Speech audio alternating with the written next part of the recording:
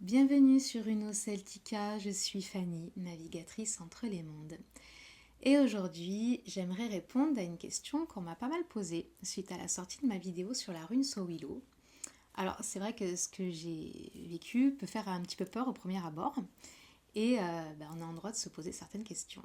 Alors, la question qui est souvent revenue, c'est est-ce que les runes sont des esprits? Alors, j'aimerais vous partager aujourd'hui une vision qui m'habite profondément depuis que je chemine avec les runes.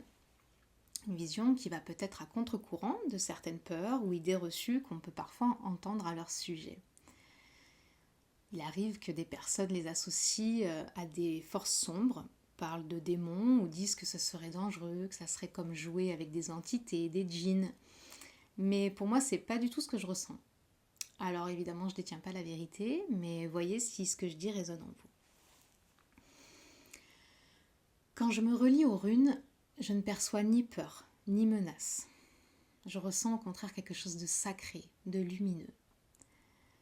Pour moi, chaque rune est comme un fragment du ciel, un petit peu comme des constellations.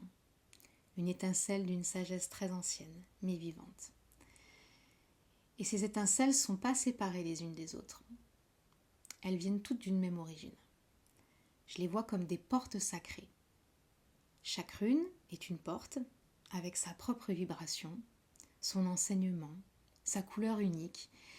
Et pourtant, derrière toutes ces portes, c'est la même pièce qui s'ouvre. Une pièce baignée de lumière, une pièce vivante, aimante, habitée par la source. Alors, pour moi, on n'invoque pas des forces extérieures ou inconnues. On s'approche d'un centre commun, à travers des formes différentes. Les runes ne sont pas des puissances étrangères pour moi, mais des chemins symboliques qui mènent vers un seul et même cœur.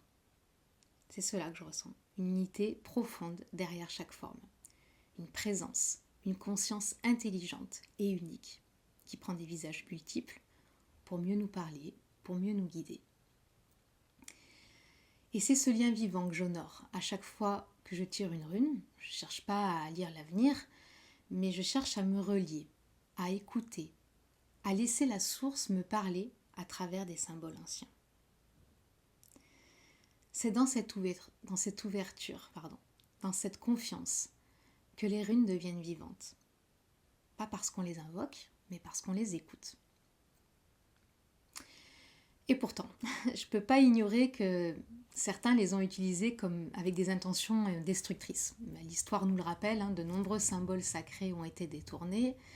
C'est le cas par exemple de la svastika, une figure solaire formée par deux runes superposées, qui a été tragiquement récupérée par le dictateur du Troisième Reich. Je ne citerai pas son nom pour ne pas avoir des censures sur YouTube, mais vous m'avez compris. Ce détournement, malheureusement, a brouillé son sens originel et a profondément blessé la mémoire collective. Alors comment comprendre cela? Comment concilier le fait que les runes soient des portes vers la source et en même temps qu'elles aient pu être utilisées pour le mal? Pour moi, c'est là que l'intention humaine rentre en jeu. Les runes ne sont pas mauvaises en elles-mêmes, ce sont des forces archétypales, neutres et puissantes, comme le feu. Le feu peut éclairer, réchauffer, nourrir, mais il peut aussi brûler, ravager et tout détruire. Tout dépend de l'intention, de la conscience et du lien intérieur que l'on entretient avec elle. C'est pourquoi je dis aussi qu'on ne joue pas avec les runes. On les approche avec respect, avec humilité, on les écoute, on les honore. Car derrière chaque signe, il y a une puissance vivante. Et comme toute puissance, elle mérite d'être accueillie dans la clarté du cœur. Je crois profondément que la source ne se pervertit jamais, mais l'humain, lui, peut se couper de son cœur, de sa lumière intérieure. Et quand cela arrive, même les symboles les plus ancrés peuvent être déformés. Alors oui, les runes sont des portes vers la lumière, mais ce sont des portes puissantes, et toute puissance appelle à la responsabilité. Dans les prochaines vidéos, je te parlerai de chaque rune, de ce qu'elles évoquent, de ce qu'elles éveillent, mais plus encore. Je t'inviterai à les ressentir avec moi, à les vivre. Parce que les runes ne s'expliquent pas, elles se vivent. Elles ne sont pas là pour qu'on les comprenne, elles sont là pour qu'on s'en souvienne.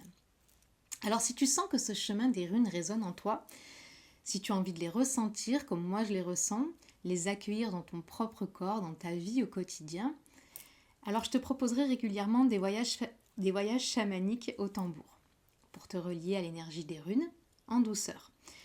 Disons que c'est une première approche, libre, intuitive, qui est ouverte à tous. Et si tu souhaites aller plus loin, alors je t'invite à rejoindre la liste d'attente du Cercle de Runeau. Tu y vivras une expérience plus immersive. C'est un espace sacré pour explorer les runes, pas à pas, à ton rythme, dans un cycle de transformation intérieure. Tu trouveras le lien sous ma vidéo. Voilà, et puis si cette vidéo t'a plu, pense à la liker et à t'abonner. À bientôt!